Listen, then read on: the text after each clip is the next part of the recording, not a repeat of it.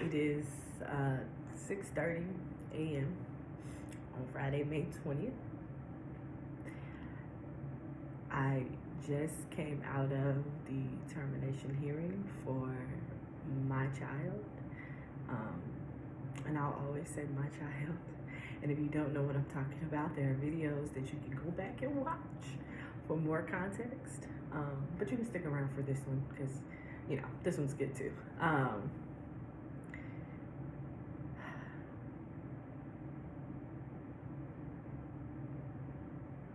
It's a lot of emotions, to be honest.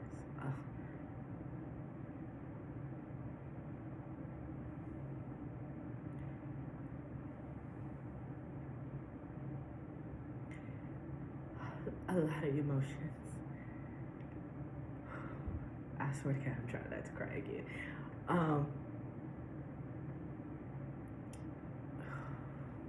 Jesus. It's a lot of emotions. I thought I was going to come on here and do sort of lessons from motherhood, lessons from childhood video, but I can't even get it together to talk. Okay. All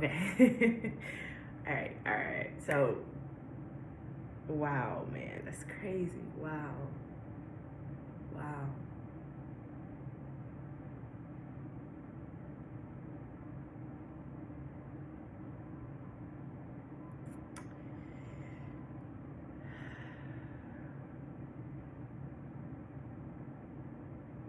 I guess my two biggest lessons, or the two biggest takeaways that I have is one, the village has to village better. The village has to village better. And what I mean by that is you got to show up for, if you're not the parent, but you're in the parent's village, and or your friend, your family, and y'all have a good healthy relationship, and that those parents enjoy you around themselves, and they also would love for their child or children to know you as well. Like, the village has got to village better. You have got to show up more for parents. Stop taking such a hands-off approach. Go hang out with that kid more, go get that kid more, give that parent some time off, give those parents some support. I don't know any parent with people around them that they love and that they trust and that they feel safe with, and they, all of those things for their children as well, that would say no to you showing up more, that would say no to you coming over and babysitting for a couple of hours so they can have some adult time on a Saturday, or that would say no to you taking the kid for the weekend, that would say no to you buying the kid new clothes, buying the kid new shoes, like whatever it is, man. The village has to village better, and stop, like, the hands-off approach is not it. Like, the kid needs the village just as much excuse me, as the kid needs the parents. So the village got a village better. Two, the biggest, like, recurring lesson, generational lesson, is Black generational lesson, is we gotta stop telling kids that their voice doesn't matter, that their thoughts and their feelings don't matter. And we do that in a myriad of ways, right? We don't just say those exact words, like, your feelings don't matter. No, we say it in different ways, right? We punish them when they express themselves. And I'm saying we because I have done this as well. We punish them when they express themselves. We punish them when they have feelings that we don't think they should have in response to the things that we're saying or doing, or maybe just in response to things that are just happening in general. Like, kids get upset about stuff. Kids get, we punish them for reacting to punishment. So, like, if we take something away from them, or even if it's like it's just time for that allotted thing to be put up, like, for me, that allotted screen time was a big thing. We were not going to be on the screens all day, and when it was time for that to go up, it was time for that to go up. But and she knew that, but still, that doesn't still take away from the fact that this upsets me, or this is a sad thing that you took away my iPad, even though I knew that it was time for the iPad to go away. And so then, they get upset for when something like that happens, and then we get upset with them for getting upset, and or we'll tell them that their feelings don't matter. They might be trying to express in some way or shape or form, and we kind of just send them away, or we send them to their room, or they're upset about something, or they're expressing about something, and we say, girl, be quiet, ain't nothing wrong with you. Boy, be quiet, ain't nothing wrong with you. Like, something is wrong with them. It may seem silly to us, but it's a big deal to them, and they deserve to have that moment to like feel whatever they're feeling, to process, to express, to have someone to work with them through that, because that's what they're learning. They're learning how to hold, express, and work with their own emotions. And I know for me, and maybe this resonates with some of you all as well, is nobody ever showed me how to hold and be with and process my own emotions.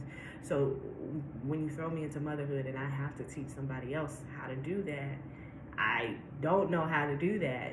All of the technical therapeutic training, all of the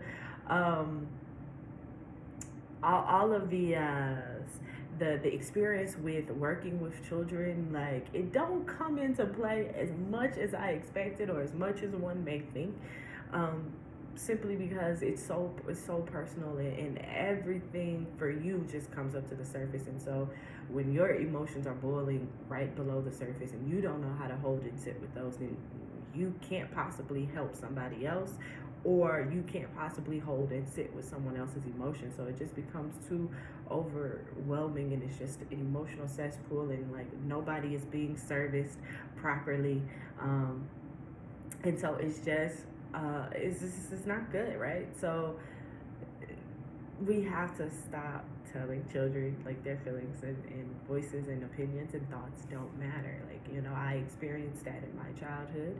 Like I said, I didn't learn what to do with those things called emotions. And so motherhood really taught me that, made me aware of that I didn't really know what to do with those things, and it pushed me to learn what to do with those things. And so I encourage anybody who knows for a fact that they want to have children, who is thinking about having children, who has even the smallest inclination that they want to have children, is that you need to heal your inner child. Like, whatever it is for you, whatever the things are for you, you need to heal all of the things. Like, if you know you're wanting to have children, go ahead and start doing the work and healing all of those things. And if you need some tips, some guidance, some who, what, when, where, and how on how you can help yourself heal all of those things, step into my office and we can talk about it. If you are someone who already has a child, who has a youngin, who has more than one youngin, and you feel like you haven't done this yet, or there are things that you need to heal and work through, go ahead and do it. Do it now, because it's going to work out for your greater good, your higher good. Like, it's going to make you the best version of yourself, and you'll continue to be the better, best versions of yourself, and thus you'll continue to be the better, best versions of yourself as a parent, as a mother, as a father, whatever. Yeah, man. Like, regardless, and even if you don't think you want to have children, or even if you know for a fact that you don't want to have children, do it anyway. Do it for yourself. Like, do it for your higher good, because there's so much more love, joy, expansion, abundance, prosperity. There's so much more of that when you've let go and healed and worked through all of those types of things, man. And it's like, whether or not you think you want to have a kid or not, do it. But if you're, especially someone, if you think you want to have a kid, if you know you want to have a kid, like, it's gonna come up when that kid gets here. So you might as well just do it now, because it's gonna hit the surface. You're not gonna be able to avoid it. You're not gonna be able to run from it. You're not gonna be able to run around it. Do it now. If you're watching this video, this is your sign to do the work, because you're gonna do it regardless, and it's probably much more fruitful, probably much easier, probably you have much more space and time and self-energy if you do it before you have kids. Now, if you already have kids, that doesn't, you still gonna get it done. But, yeah, those are my 2 lessons from childhood, my lessons from motherhood. Like, the village got a village better, and we gotta stop telling children that their voice, feelings, thoughts, opinions don't matter, because they do. They very much do. And that also, like, the ways in which we do that, what else that does, it starts to disconnect the child from their own inner voice, from their own gut, from their own intuition. That's where those people-pleasing tendencies and activities come from, because now I need to adjust so that you're not bothered, or you're not offended, or you're okay with what it is that I'm saying and doing. And so what it is that I'm telling myself that I need to say and do, or what it is that I'm telling myself that I need, I'm not listening to and I'm not adhering to, because I've been told that I can't trust what my feelings are telling me, or I can't trust what my gut is telling me. So then they get to an adult and you're wondering, you know what I'm saying, the pain and suffering, turmoil, is because they've been told, or they've been taught that it's about how you that this life is about how you make other people comfortable, and it's not in that sense. It's